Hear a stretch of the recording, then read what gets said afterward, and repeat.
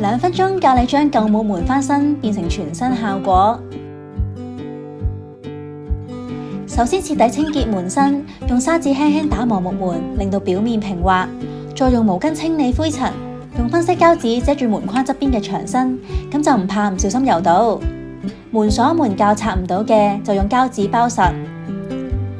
今次我哋特登分開咗左右兩邊，左邊用油掃，右邊用油碌，睇下出嚟嘅效果有咩唔同。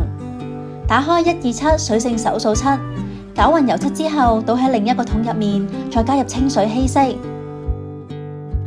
先用1.5寸油掃油晒成個門框，記得寧願分開多次油，都唔好貪心一次油太厚。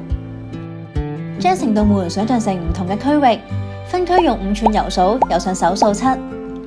第一筆油通常會厚啲，所以由中間開始，再向上向下推開，每一行大約油4下左右，望落平均冇淚痕就去下一行。因為手掃漆好快乾，要避免喺同一個位置度來回油太多次。油完第一層之後，會見到油漆好唔平均，甚至仲會透底色，咁係正常嘅。不過去到之後嘅層數就會遮翻住，唔使太擔心㗎。至於油碌呢邊，遇到比較狹窄嘅位置，就需要用1.5寸油掃幫手油咗先，再喺邊緣嘅位置輕輕推散佢。一樣分區上油，喺中間開始碌，再向上向下推開，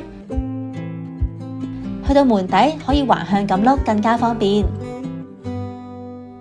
等待最少4個鐘之後，就可以由第2層如此類推，直到油漆完整平均遮蓋木門。一般需要油3至5層左右就大功告成㗎啦。